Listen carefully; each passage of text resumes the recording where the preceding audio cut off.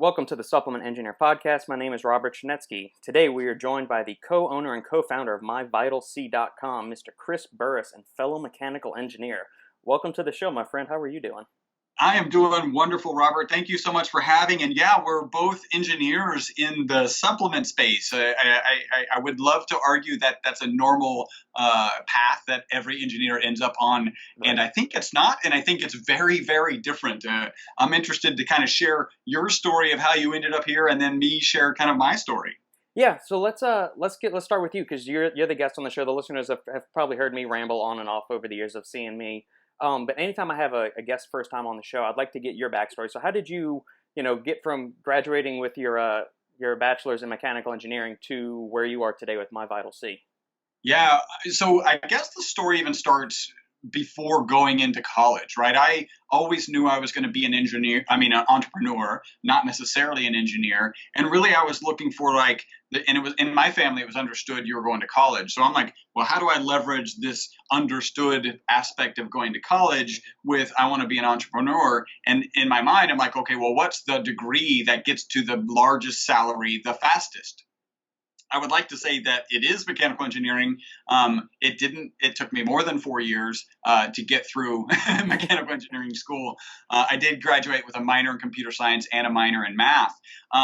But really that was kind of in pursuit of a salary that I could use to save money so that I could ultimately start my business. And then it ended up starting a lot faster than that. While I was still in school, I went in my physics class. Actually, I'll always remember this professor's name. It was Dr. Weinstein. I feel like if your name is Dr. Weinstein, you're like destined to be a physics professor somehow, right? And I met my now business partner, Robert Wong, in that physics class. Mm-hmm. And he was working at the Texas Center for Superconductivity, which is here on the University of Houston campus. We actually called it Chu's Castle because there was a professor, Dr. Paul Chu, who is very famous in the superconductivity research industry, and they really built that facility for him. My business partner, Robert Wong, was working with him actually separating fullerenes, and we'll talk about that in a second. And one day, Dr. Chu came in and was like, hey, you guys are young entrepreneurs. This material's selling for $6,000 a gram. You guys should go start a business. And my business partner comes from an entrepreneurial background. Mm-hmm. Unlike me, my dad was in the Air Force, so kind of the opposite, rank and file opposite of entrepreneurship. Yeah. He came from an entrepreneurial background, and he was like, yeah, this really makes sense. He actually started with another business partner, and I was brought in as a mechanical engineer to help do drawings, to help. There's a lot of heat that's involved in a fullerene reactor to help take that heat away from the system. And ultimately, the original partner went away, and I stayed around, which is how I'm still in the business of manufacturing carbon nanomaterials today. Fascinating. So give the listeners that may not, have our composites and polymer background and all that stuff, understanding what these materials are used for, where can they be found, and what benefits would it be? Yeah, so it was actually the third form of carbon. So everyone's familiar with diamond, everyone's familiar with graphite, like your pencil lead. Mm-hmm. And then the third form of carbon was discovered in 1985 at Rice University, also here in Houston.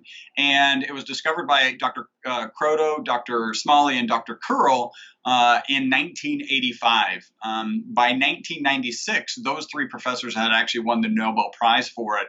And what's really interesting, you know that it's Nobel bound when in 1991, that's the year I founded my parent company. Mm-hmm. In 1991, 10 of the 10 most referenced research papers were all focused on fullerenes. Right, so fullerenes are carbon nanomaterials, mm-hmm. And again, they discovered this kind of step back a little bit. They discovered this third form of carbon 60, and the best way to describe it is if you look at a soccer ball, the lines on the soccer ball represent the bonds between the carbon atoms. So you have a spherical molecule with 60 carbon atoms in it. It's a pretty amazing molecule. Probably the most kind of obvious if you're picturing the soccer ball is, hey, something could fit inside of it. And in fact, there's a new symbol in chemistry. The @ symbol, which we're familiar with email addresses, is a new symbol in chemistry because of the Buckyball, the carbon 60. Buckyballs, it's an affectionate name. Inside of it, it's actually big enough, the area inside of it is big enough to fit any atom on the periodic chart. So if you ever see like lanthanum at C60, What that means is the lanthanum atom trapped inside of it. It's not it's not covalently bonded. It's not ionically bonded. It's physically trapped inside of it. And there are some implications from some pretty fantastic possibilities of it. Those are called endohedral fullerenes. Yeah. And the one I think is just kind of I don't know, the sexiest is like you can actually trap a radioactive particle, right? A radioactive atom inside of it. And then because we know the chemistry on the exterior of the ball, we could actually make it attached to something, I don't know, like a cancer cell. And so then you could release these into the system, these molecules attached to the cancer cells. Right there is this radioactive material. It's decaying and actually radiating the cancer cells right there. That was proposed really early on, as was the understanding that carbon-60 actually has the ability to inhibit the replication of the AIDS virus, right? So there's actually a patent related to carbon-60 where the AIDS virus has stopped the replication of the AIDS virus. So it has antiviral properties. The way to kind of describe it, we'll get a little mechanical engineering geeky here. The buckyball is superconducting. It's harder than a diamond. It'll actually turn into a diamond. It's got 6-fold symmetry. So you can actually take this buckyball, fire it at a plate of steel at 10,000 miles an hour. And unlike most molecules, which would just disintegrate, it just like compresses and then bounces back.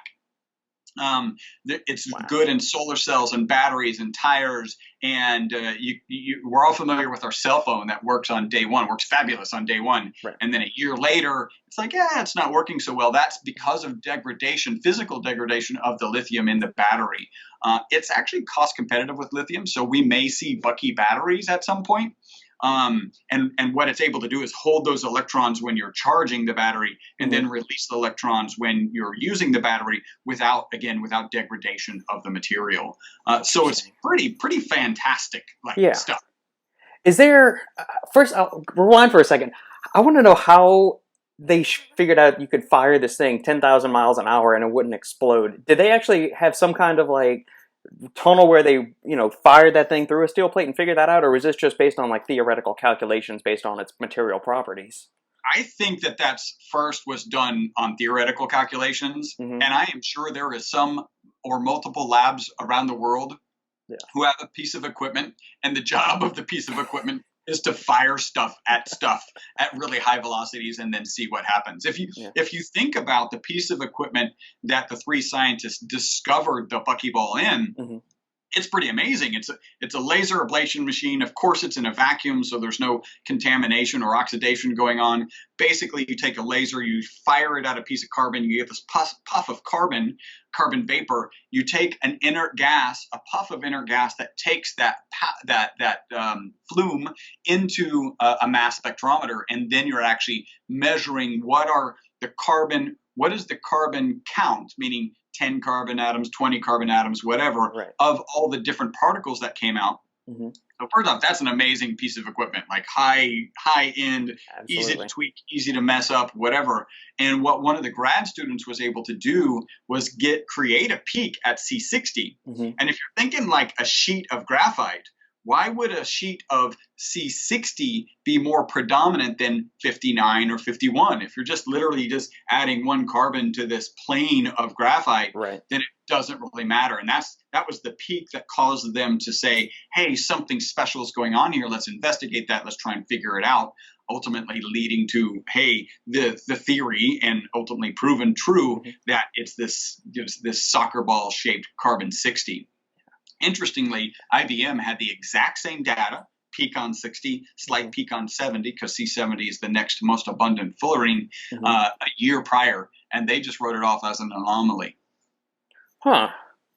So can you do a comparison between C60 and C70 in regards to and some of the properties you were describing earlier about why fullerenes in C60 are so great? Can you kind of juxtapose the two of them and say why C60 might be a more optimal thing for people to consider than C70?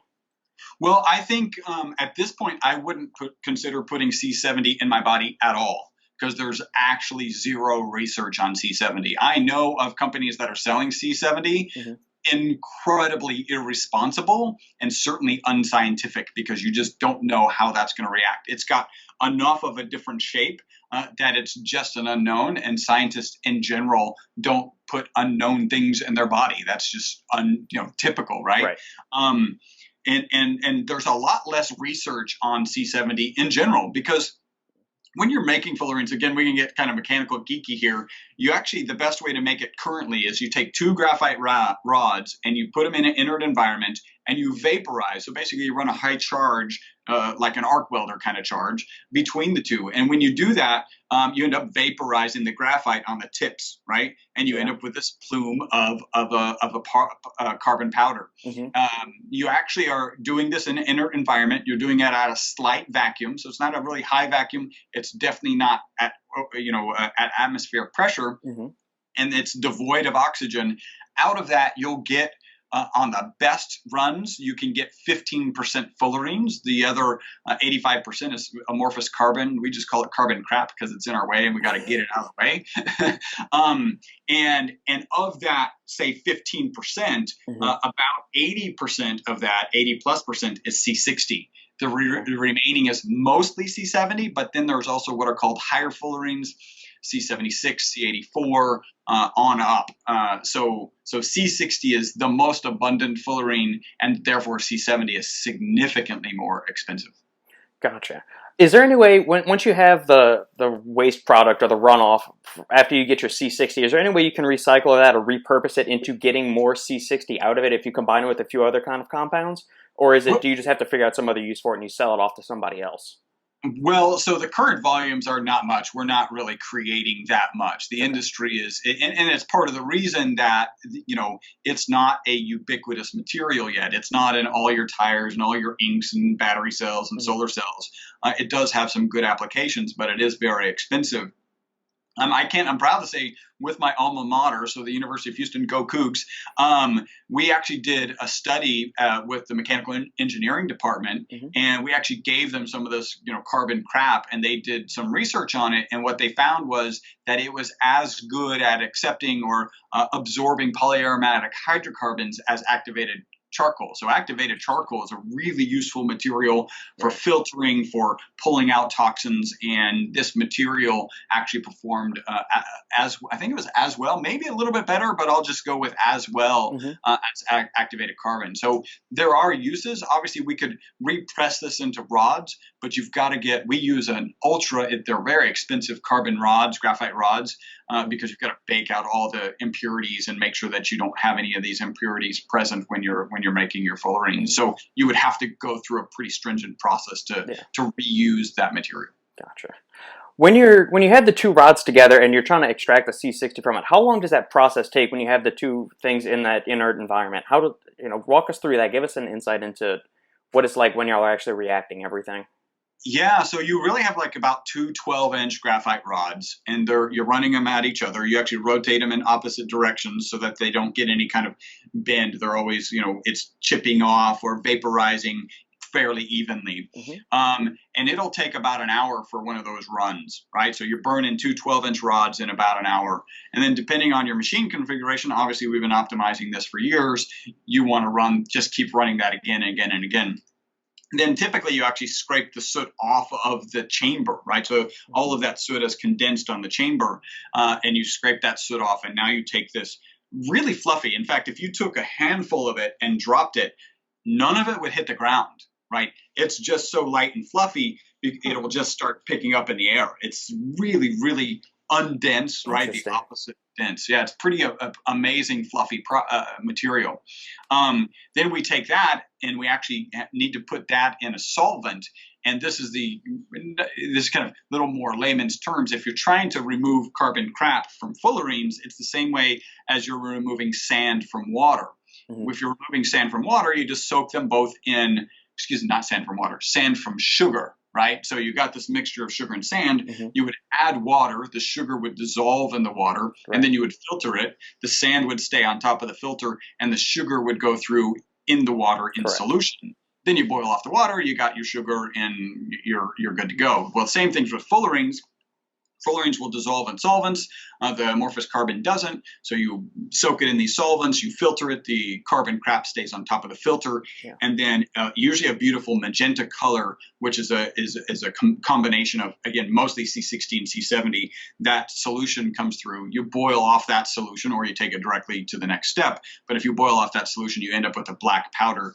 That's, again, about 80% C60, and then whatever, 18% C70 with 2% of the higher fullerenes. Fascinating. Okay, now that we've got the mechanics, materials, and all that, the geekery out of the way, let's move on to giving the listeners some tangible take-homes on what is interesting, what is uniquely interesting about C60, and why would they consider supplementing with it? What can it help them in from like a health and wellness standpoint?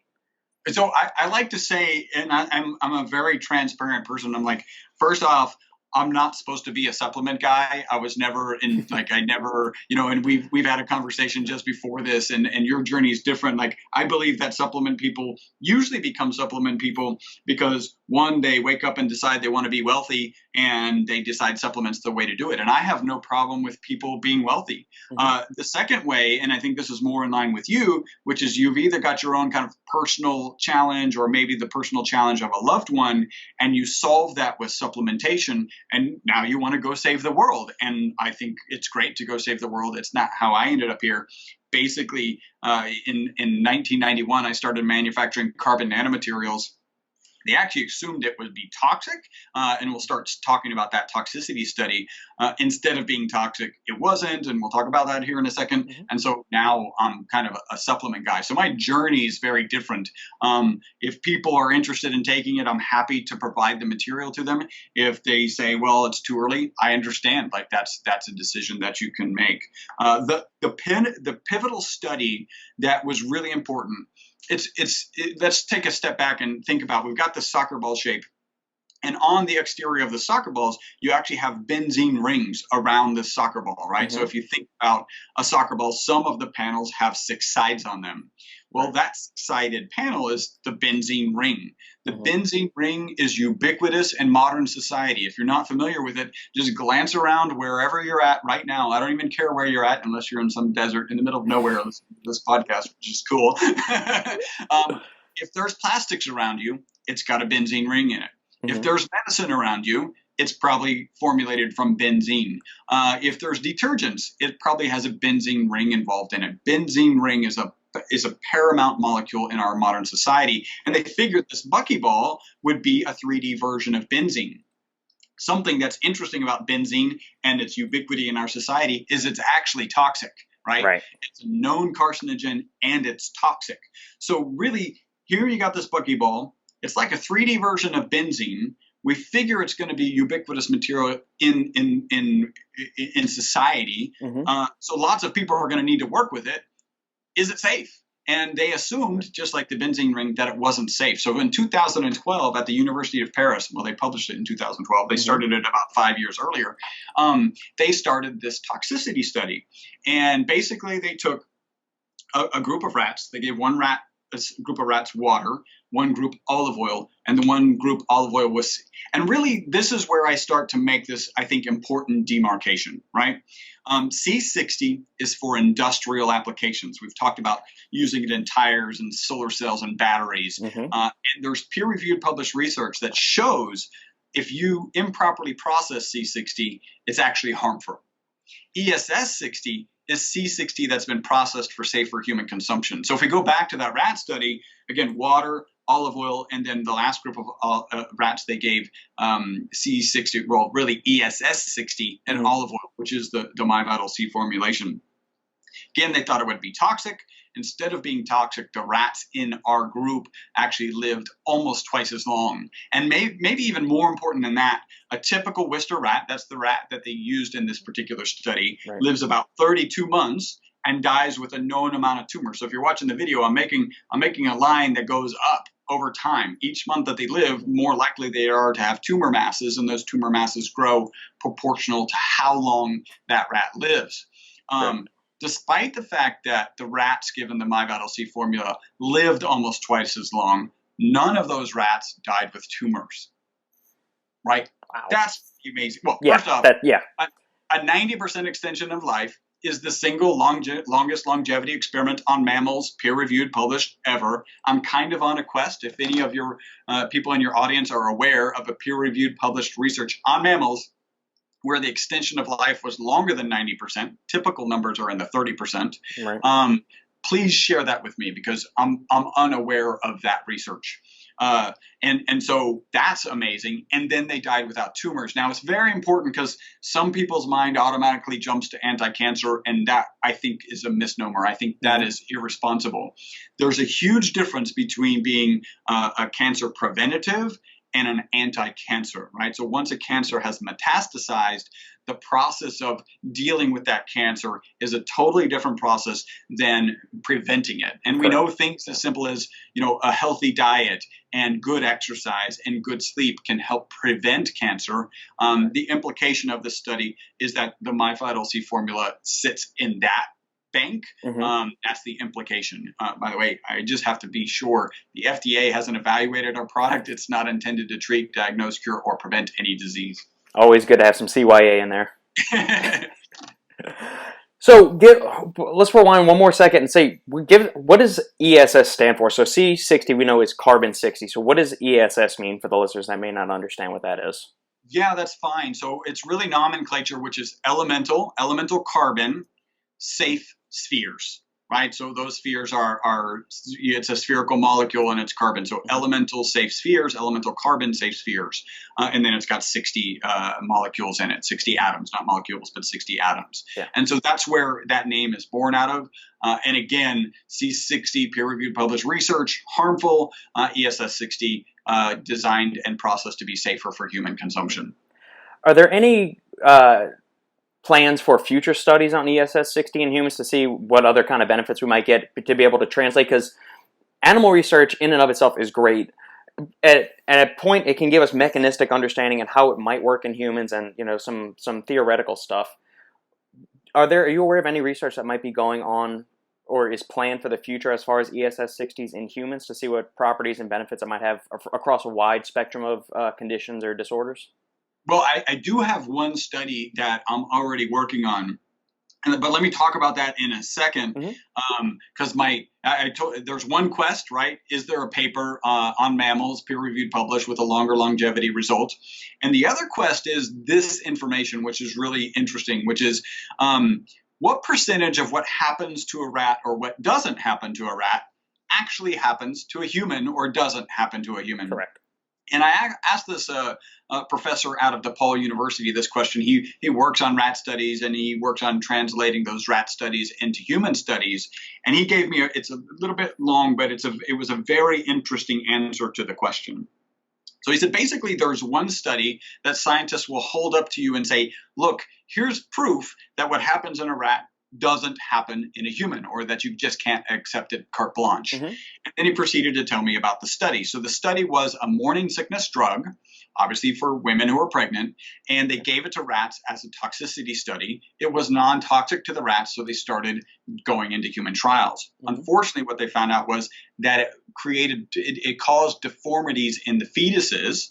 And so a lot of scientists will go, well, look, here's a rat study. They said it was safe, and it wasn't safe. Right.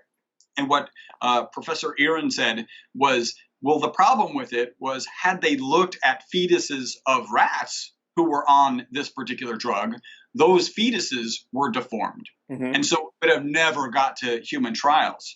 So it's really interesting, like certainly somebody who knows more than I do about, rat studies migrating into human studies, and his example is scientists use this one example and it's a bogus example. It makes me feel like there's a lot of kind of mirroring. So often what happens in a rat does happen in a human. It's also interesting to note that we are more similar in DNA to rats than rats are to mice. So it's, our intuition about DNA is off. Yeah.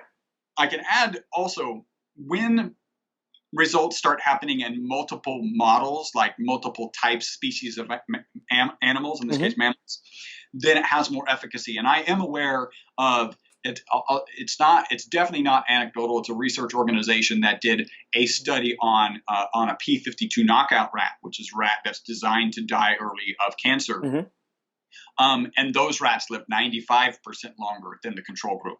Right. So now you've got this disparity of DNA, right? They're different. And they're both having the same result. It just lends to more efficacy, that original study was actually valuable. Now, here's the study that I'm doing. One, I'm going to reproduce that rat study. So the typical scientific process, have a theory. Ironically, the theory in this case was that it was toxic.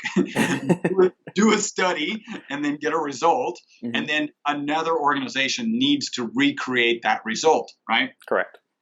So nobody's done it since 2012, and we're moving forward. We're a scientific research-based organization. We're like, well, if nobody's going to step up and do this, then we need to step up and do this. So we have already started kind of paid initial invoice and working. COVID slowed things down, of course, but we're going to recreate that original rat study with some interesting caveats that we're going to be changing, which I think will be kind of cool. Fantastic.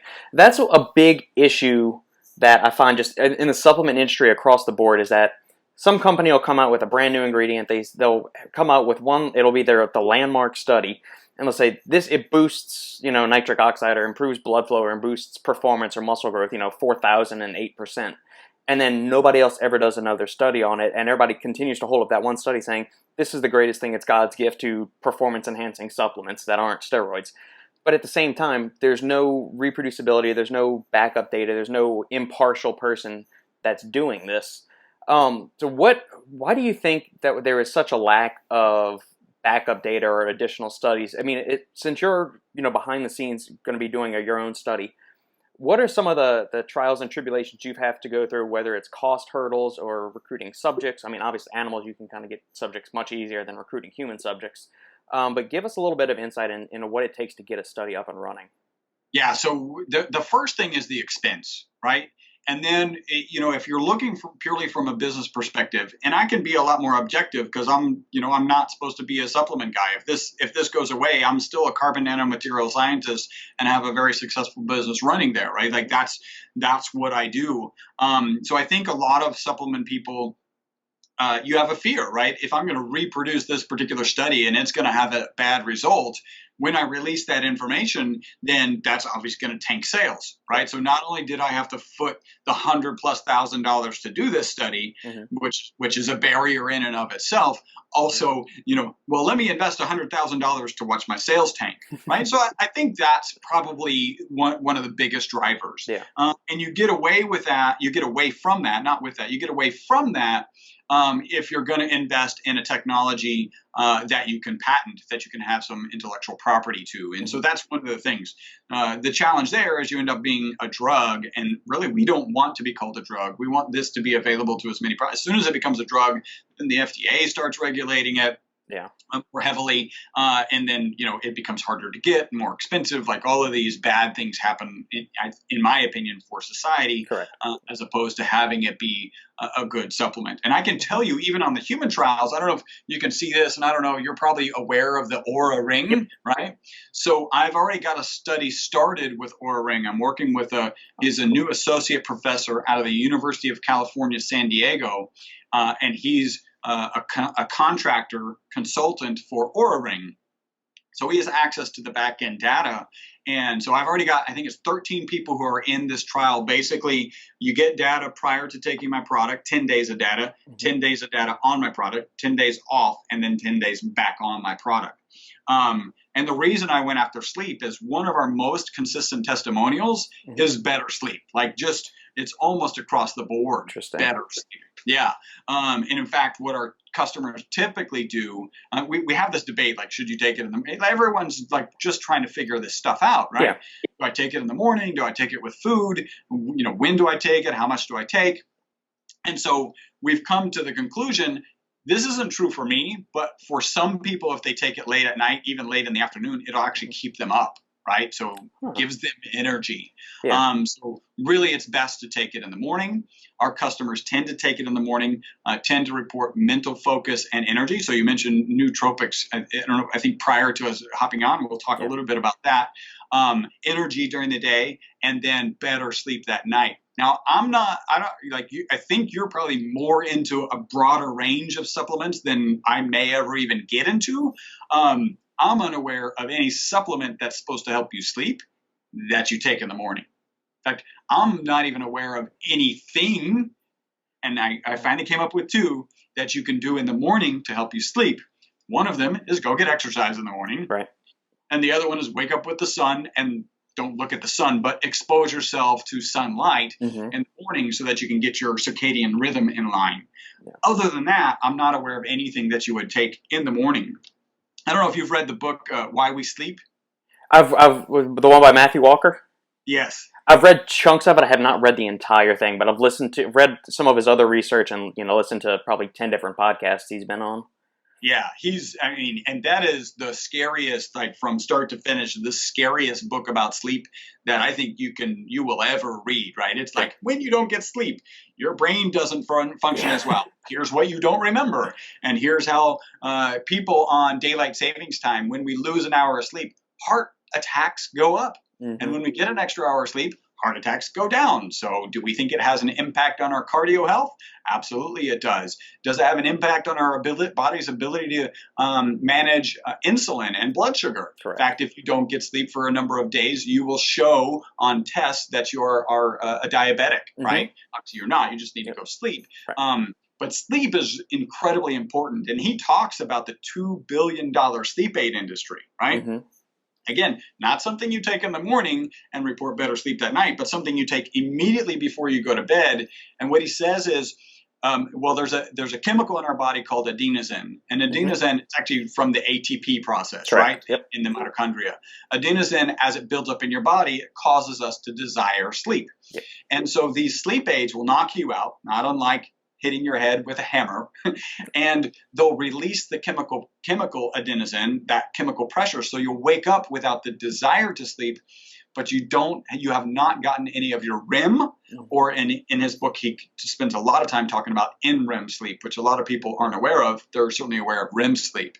And so here you've got this quote unquote sleep aid industry, $2 billion industry that's just knocking you out. I wish I knew more about this stuff sooner. I would have kind of really gotten my dad off of him. He was actually taking Ambien before he passed. And I wish I knew better to have gotten him off a lot sooner. I think that would have helped his overall health tremendously. So yeah, you take it in the morning, mental focus and energy during the day, and then better sleep that night. By the way, if you're getting better sleep, I'm not sure there's a better nootropic, right? Correct, yeah. If you just get better sleep, like you're going to think better the next day. Exactly. It's like the Bacta tank from Star Wars. It's just like this rejuvenation chamber that you hop in there, you get a really good night's sleep, and you feel like $1 million. You're more productive mentally, physically. You're more stable emotionally. It's just sleep is the cure-all for damn near everything, it seems like. And we just don't. I'm glad we're finally starting to emphasize it enough, because every time I'm on a call with somebody or a consultation or something, they're saying, well, I'm struggling with this, that, and the other. I can't do this, or I'm having this. I'm thinking, let's rewind back first. Let's look at your exercise habits, look at your diet, and then 9 times out of 10, well, I know I'm supposed to get 7 to 9 hours of sleep, but I like to stay up late, or I only can get 4 hours of sleep, and it's get sleep, people, get sleep. It's so important. I like to say, like, we all know that sleep is really important, and like you said, for your mental, physical, and emotional well-being, it's paramount. Unless you got something else to do. Right. And that's the mindset. And really, I kind of implore everyone, read this book, and hopefully it will scare you out of that mindset. It's almost like, Robert, actually, I'm thinking about the details of the book. I really need to go take a nap now. Maybe we should wrap this. Like, that's how much it should impact you. Like, take a nap, get your 8 hours of sleep, you put the game down, turn the Netflix off, have good sleep hygiene, keep electronics out of your bedroom. Like, really a phenomenal book. I'm hoping that I'm actually going to be able to have an interview with him, because I talk about his book all the time, and it's just a phenomenal piece of scientific research. Like, it's just amazing. Yeah. We almost need to go back to the way our lives and schedules were when we were in kindergarten, where you had structured outdoor time, you had recess, you had a lunchtime, and then you had a nap time, always scheduled in your day. I think it's almost as if society could benefit if we all just lived like we were 5 years old again. Or maybe like certainly some countries in Europe, right, who will Yeah, they take go their siestas and home and stuff. have a family meal, right? Not in front of the TV, not at the desk. I'm guilty of that. And then they'll take a nap, a siesta like right after the meal, and then they'll get back to work. And they end up staying open later, but it's probably a healthier kind of overall experience. Right. You mentioned adenosine and with helping it with things, and that's what makes caffeine so effective. Is it's an adenosine receptor antagonist, so it resembles the molecular structure of adenosine and can bind to the receptors and block that out. Plus, it stimulates dopamine. That's why you feel good when you take caffeine and all those other things. Do Yep. we have any molecular target data of how the ESS60, what mechanisms or pathways it might be targeting that could both increase energy and improve sleep? Yeah. So the reality is we don't have that data yet. What we do know as a nanoparticle, and there is understanding that it is getting into the mitochondria and participating in those processes. In fact, I had an associate of mine who was in a room full of doctors, and he like kind of stood up to ask a question of the presenter, and it was like, so if you had a free radical sponge actually in the mitochondria while it's going through its ATP processes, would that be of benefit? And then everybody, like every doctor in the room, is like nodding their head. Yes, that would be really beneficial. So it could be the fact that it's there participating in that process, that it's absorbing free radicals or help catalyzing them to the next phase a lot faster. Mm-hmm. And if the energy, if the powerhouse of your cells is actually running more efficiently, then again, it's your cells, it's in every cell in your body, that's going to have a significant impact. We also know it crosses the blood-brain barrier. So so we got to be really careful when we start talking about inflammation. It's really, in my opinion, it's kind of a travesty that the FDA has equated inflammation with disease. Yeah. It's unfortunate because we both know we can go out and do a hard workout and we will have inflammation. Correct. And that is totally not related to a disease. So inflammation is not a disease. It's an artifact of certain things. It can even be an artifact of a diet. What we like to say, to be mindful of the FDA, is that our product fits naturally in an anti-inflammatory diet, not unlike the Mediterranean diet or whatever. And so if you've got something that crosses the blood-brain barrier, fits in naturally with an anti-inflammatory diet, then are we helping there? So we do have some testimonials. Again, any testimonial that I'll ever talk about, I really like, as a scientist, I like to have a zero minus, right? It's either black or white. I don't have to they're feeling better, whatever, in general. But we do have some testimonials, and in any testimonial I'll share, I've got documented if anybody ever needed to be in contact with that person. I would never share a testimonial that I haven't followed up with the actual people who provided the testimonial. Who've had some impact on their father with dementia, right? And if we, again, go to part of an anti-inflammatory diet, that makes sense. Mm-hmm. We also have a number of testimonials, and these have been kind of coming in, and they're real. I got to tell you, sleep, I think, is really subtle. And then kind of I know emotional health is a really subtle thing, right? So we're not talking curing depression and one day I want to kill myself and the next day I don't, right? We're not talking about that, but we're getting these interesting testimonials. And the ones I like about sleep, so the black and white one for me is I've got a business coach who said for 50 years he needed an alarm clock to wake up. Mm-hmm. And then since he's been on the MyVitalC formula, he's been waking up before the alarm clock and well rested. Right? So no longer needs that alarm clock. Yeah. That's pretty black and white for me. Right. It's not like, oh, he sleeps better. It's like, I don't even need the alarm clock. I gave a bottle. There's a lady in the office next door to me, and she was talking actually about going through some oncology treatment. And unfortunately, she was talking about, not having the funds to go to all of her treatments. I'm like, well, this is like there's some interesting data. So one, the original study, none of the rats had any tumors, right? Mm-hmm. So that has some pretty good implications. Yeah. There's also a study, if you take a petri dish and in that petri dish you have cancer cells and you have healthy cells, mm-hmm. and you introduce an anti-cancer agent, which is always poison, that's what an anti-cancer agent is. Yeah. If in the presence of the ESS60 molecule, the healthy cells are protected from that poison, and the efficacy of that poison against the cancer cells is enhanced. Interesting. Right? So it's crazy, right? Yeah. It's a two-pronged I'm here to protect the healthy cells and attack the cancer cells. That's pretty phenomenal stuff. Yeah. Again, that's in a petri dish.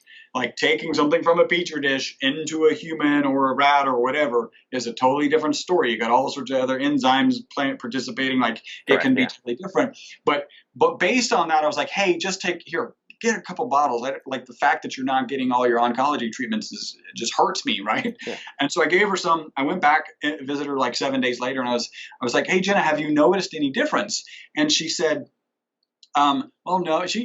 When people haven't really noticed a difference, they kind of feel a little like they're letting me down. Mm-hmm. And what they don't realize is I'm not supposed to be a supplement guy anyway. This is just another data point. If it doesn't work for you, I'm okay with that. I don't like I'm not selling something that I think is going to cure everyone of everything. That's not what I'm doing.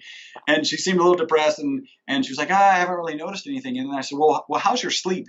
And her eyes just got huge. And she goes, Chris, I've been posting on Facebook that I'm waking up every morning at 5:30 in the morning. She's ex-military, right? And so that's the military time you're supposed to get up. That's when the reveille happens. Yeah. Yeah, exactly, right? So she was waking up on time with no need, and that was her observation. So, and I know in my case, I used to take naps. I'm a little embarrassed to say, on Saturdays, I would take 2 naps before noon. Wow. So I would wake up with my kids early, mm-hmm. and I would go lay on the couch, and they would watch cartoons, and I would be sleeping on the couch. And then my wife would prepare breakfast. I'd go downstairs and eat breakfast, go back up to the couch, and literally I was taking 2 naps before noon. Yeah, I'm a little embarrassed about that. But since I really started taking the product at the beginning of 2018, I'll still sit there with the kids and be in like, okay, mind numbing, you should fall asleep kind of mode. Yeah. But I don't fall asleep, right? I'm getting more done. And that's one of our other testimonials is that people get more done. We've got a really big one more testimonial because I've done a couple here. We've got our largest distributor here in Houston. First off, she bought the product originally for her dog. And she noticed such a difference in her dog that she was like, well, maybe I need to try this. Mm-hmm. Now, what's interesting about the dog is there's no placebo effect on the dog. The dog's not going, oh, she's giving me that magic stuff, so I'm healed and healthier and peppier. She started taking it. She was probably 3 months in, and she would share the story that she's like, she would have argued that she didn't really notice anything yet. Mm-hmm. But then she started taking stock of her life, and she's like, well, I'm working a little bit later, and I'm actually getting up a little bit earlier, and my garage is clean. And I don't know if that's the worst testimonial for a supplement in history. Like, you can clean your garage, just take MyVitalC.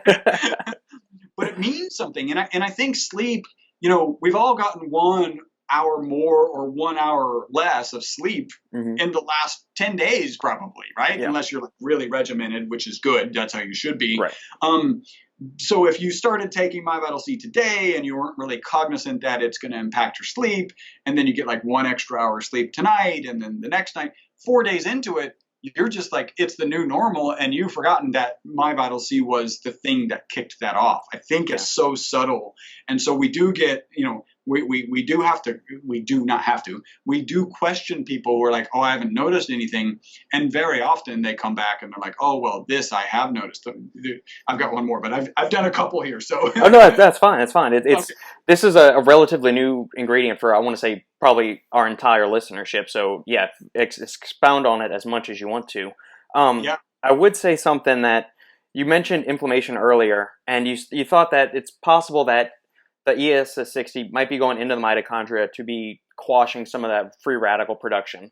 And I would say that as inflammation is necessary and beneficial to a certain degree, free radicals are too. It's when everything gets wonky, gets a little hinky, gets excessive, that we start having problems with oxidative stress, which leads into inflammation and all that stuff. So do we know anything about ESS60? Is it too harsh in stopping free radicals and neutralizing them and bringing them back, making them stable again? Or is it's not impeding any of the beneficial things like its ability to recognize foreign invaders in the body, or how it benefits neurotransmission and things like that? Well, so I actually have conversations with my director of research on a regular basis, and we go back and forth. There is a study that shows that the MyVitalC formula is 172 times more powerful than vitamin C. And there are people who ask us questions, well, like, is that too much, right? Yeah. Is that a problem? And we'll have a debate. Well, what if that's not true? What if it's really stressing the body a little bit more and actually allowing it to go after the zombie cells. Like that's one of the things that we have, this understanding that calorie restriction and potentially intermittent fasting have an impact in this ability to let's get rid of these senescent cells that are just draining resources, right? And we have this debate back and forth, and like, the short answer is I don't have the answer. And I just mentioned CR calorie restriction. That is the current and probably significantly best research way to live longer, right? Mm-hmm. If you reduce your calories by 30%, there's studies on rats, there's studies on mice, there's studies on all sorts of animal models that show, you reduce your calories by about 30%. I like to describe that as starve yourself half to death. I guess that would be 50% though. Yeah. And then you can live 30% longer. And I kind of joke, like, who's signing up for that? And then the intermittent fasting results at this point, I'm not aware of any longevity. I think they have longevity studies going right now, but currently the intermittent fasting results are, hey, here's the signatures, right? The blood signatures that we see under calorie restriction. And we are in fact seeing those under intermittent fasting. So we're making this leap, which is often what happens, right? Mm-hmm. We're making this leap. Well, if it creates those blood signatures, then it's probably having the exact same effect. Yeah. There's enough history to show that it may not be that same effect, but it's enough to support, hey, intermittent fasting is in there. And I'm actually doing intermittent fasting. Mine is really random, like, hey, I missed my lunch, and so I'm just going to go hungry. And it's interesting because there's a different mindset, because I've dieted in the past, right? Like, mm-hmm. I think probably everyone has. And hunger was this thing I was battling, right, when I was dieting before. Now it's something that I'm embracing. Now maybe it's age, right? Maybe when you're younger and you're in your 20s and you're starving, your body is starving, must get food or you will die. Yeah. And now I'm in my 50s and the food is like, the body's like, yeah, maybe it's your time. so maybe it's not as desperate to get calories. But I don't feel I certainly have the hunger. I certainly want to eat. I'm embracing it in a different way. So I think that there is some impact. So again, calorie restriction, 30% extension, and then in this particular longevity, you got this 90%. I think that there's something to what you're saying and what my researcher says, director of research says, which it's doing multiple things. If we look at the Petri dish example, and it's helping fight the cancer cells and it's helping support the healthy cells, is it possible that it's taking the free radicals in the right way and then stressing the right pieces, so that if it's a senescent cell, then your body can just go like, okay, time to let that go. Right. Interesting. Now, with the way that y'all have the ESS60 at you're selling it, you have it in a liquid carrier, which is usually olive oil. Yes. Does it have to be taken in? Does it have to be suspended in some kind of a liquid? Could you ever just take it in a capsule, like a gel cap or something, or like a regular capsule, like a gelatin cap or something? Yeah, so we can talk about that. So we talked about the manufacturing of C60, and then you further process it so it's safe for human consumption as ESS60, and that's a black powder. There is lots of research that when you properly process it, again, I call that ESS60, they've injected it subcutaneously in rats. They've made rats inhale it. They thought it might have some asbestos, right? It's a nanoparticle. They thought it might have some asbestos damage. It's not harmful. It's not harmful if the rats breathe it in. It's not harmful subcutaneously. Their body just processes it. The problem is even when you're dealing with that black powder, you're just like sugar, you're dealing with crystals. And those crystals, there's a big difference between the surface area of a crystal, right, especially one that you can see, and an individual molecule. Like, we're talking hundreds of orders of, if not thousands of orders of magnitude between, hey, I've got this small crystal that's visible, and then I've got an individual molecule of ESS60. Correct. So what happens, you mentioned suspended, it's actually not suspended in olive oil, it's dissolved, right?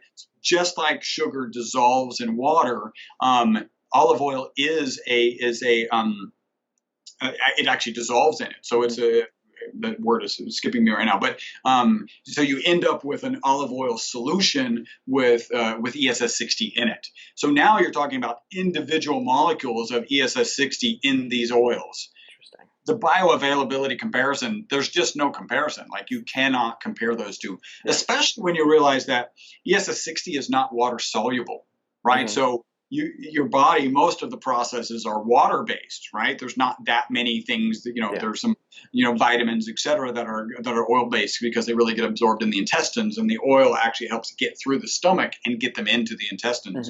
And liposomal C is all the rage right now. And it's interesting that it's liposomal. Ours is also a liposomal because it has to. We got to get it through the stomach and then into the intestines where it can be absorbed.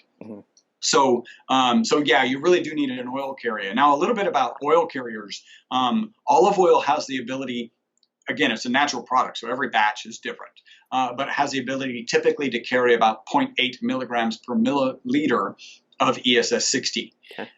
We've got two other products. Our avocado oil gets about 0.65, and then our MCT oil gets about 0.3, 0.35.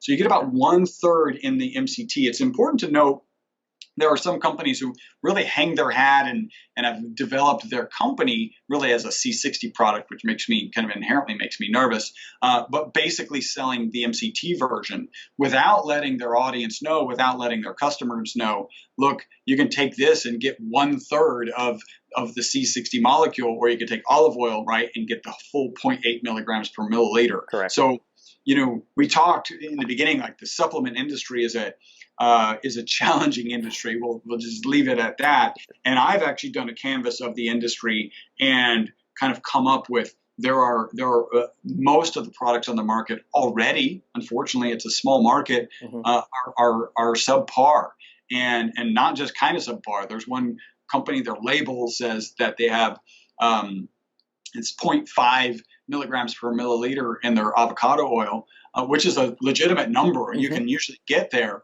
But we tested it to 0.05. That's 1/10 of what they're supposed to have in it.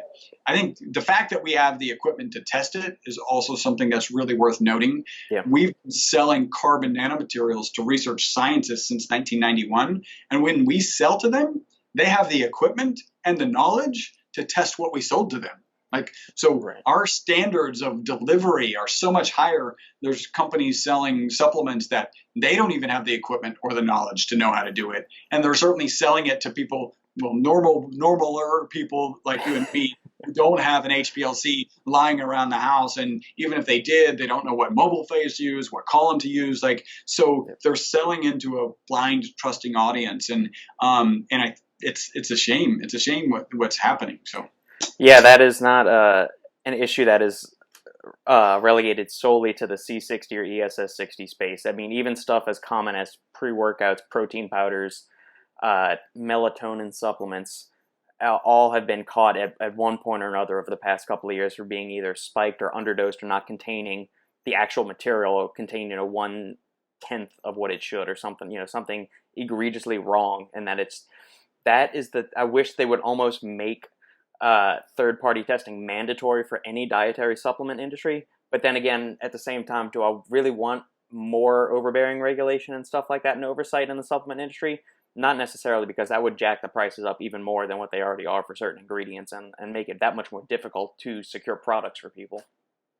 I can tell you that at least half of the products that I tested on the market in the C60 space say third-party tested, and are not matching the spec. Right. I think it's very easy to say third-party tested. In my case, I'm actually more proud we're tested in-house. Like HPLC tested in-house. We know what's in every batch. We record every batch, and that's supposed to be GMP, right? Good manufacturing process. Right. But what we understand from the tests that we did is GMP is not really being used.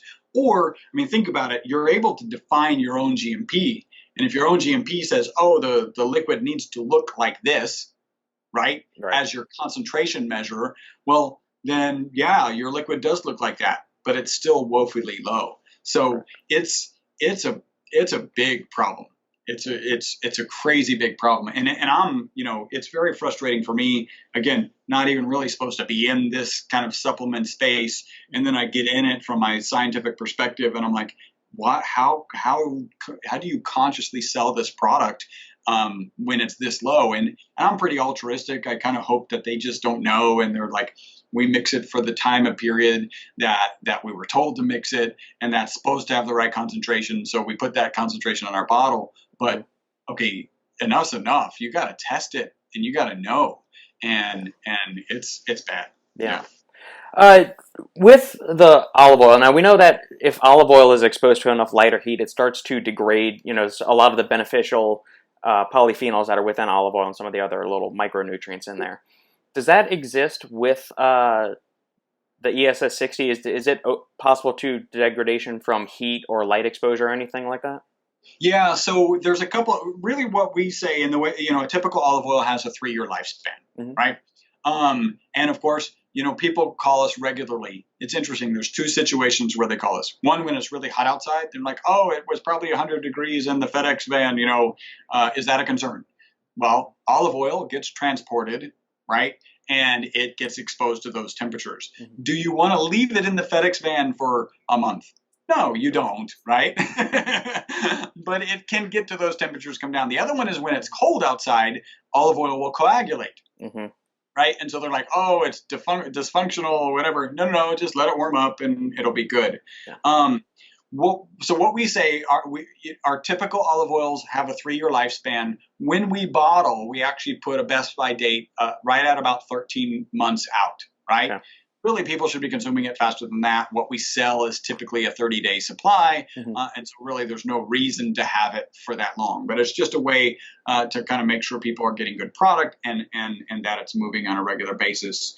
In the original study, so there's some theories, right? We've got this great antioxidant, right, in this material, this fabulous antioxidant in this olive oil, right? So it can be argued that it actually probably helps the olive oil. And in fact, in the original study, the authors noted that even though they went out to 62 months, so 5+ years, if olive oil has a typical shelf life of 3 years, they were 2 years past it, and the olive oil was still good, right?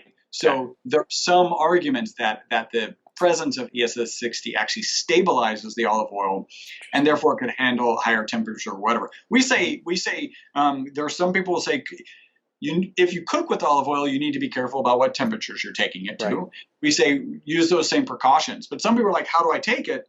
Put it on your salad, cook with it like you normally cook with olive oil. Like all of these things are open to you. I just, my daily routine is we actually have an MCT product. So I do kind of like a bulletproof thing where I'll put MCT in my coffee, right? Yeah. And so that works. And then at the same time, I'm taking about 1.5 teaspoons. Our typical kind of recommended serving size is 1 teaspoon or 5 mils. Okay. So I'll take about, half more. If I have a particularly busy day, like lots going on, lots of meetings, lots of calls, I'll actually double up my dose, and I'll do that around noon.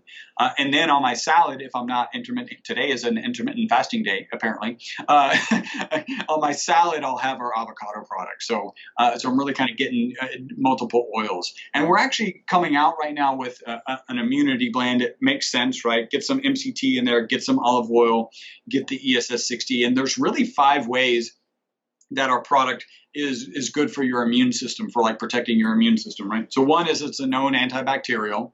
The next is we talked about kind of the antiviral aspects as it related to HIV. Interesting, there were some studies early on with COVID where they were talking about, hey, let's use some anti-HIV drugs and see what kind of impact they would have. And so obviously the antioxidant, 172 times more powerful than vitamin C. Again, we like to say that it's part of an anti-inflammatory diet, and that's beneficial to support your immune system. And then, of course, sleep, right? And then sleep is the mental, physical, emotional well-being. If you are better mentally or physically or emotionally, then you're going to have a better overall immune system. Absolutely. So those are kind of the ways. And what I like to say is, I think it's irresponsible to say that it has a potential to have impact, right, on COVID. That's not a responsible thing. Those are the reasons that I FedEx extra bottles to my mom, and I've actually got my mom taking double doses because for me it makes sense. Yeah. Does the impart any off flavors to the oil? Does it change it at all, or is it a flavorless compound or a tasteless compound? It's tasteless. Tasteless. Okay. Yeah. Yeah, I mean, I've been taking it a long time, especially in the olive oil. So a good olive oil is not necessarily appealing to the typical American palate. Right. A good olive oil will leave like a peppery, especially with a lot of polyphenols, will leave a peppery aftertaste in the back of your throat. Yeah. We've actually had people call us and say, is it rancid? Ironically, an olive oil is rancid when it has no flavor, right? When it's gone bad, there is no flavor because the polyphenols are degraded. So it'll do that. That can bother some people. Mm-hmm. It's really interesting because just a sip of water, it's not like a medicine that sticks with you for hours or anything. Mm-hmm. A sip of water and it goes away. Or, we like to just put it in a little plate and dip it with some bread, like you're at an Italian restaurant. It's a good way to eat it. Yeah, you're good to go. I mean, assuming you're not on a no-carb diet. Correct, yeah. Since you brought that up, give the listeners a little bit of an insight into your personal supplementation regimen and diet, if there is any. Yeah, so I was recently on Dr. Gundry's podcast. I don't know if you know Dr. Gundry and his book, The Plant Paradox.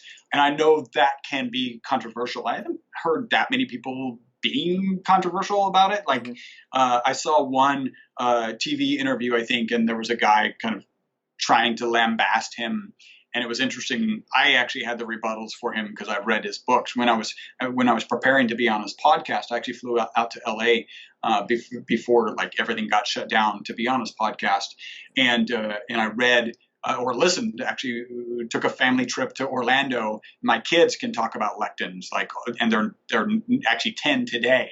Yeah. they could lecture you on lectins probably, which is, I'm not saying all of their information would be accurate, but there would be a lecture. Yeah. and so we listened to his book on the way there and on the way back, and then I listened one more time. So I'm really dug into it. It's the first diet book that I've ever read, right? So the dieting that I've done in the past, I was like, okay, yeah, here, cut out carbs. I think I read Sugar Busters. I don't know if that's a diet or just a premise, right? Yeah, it was my dad's a type 2 diabetic, and I remember seeing that book in the first house I grew up in when we were kids, and then it was years later. So he's been diabetic now for 25 years, I want to say. 20, wow. At least 20.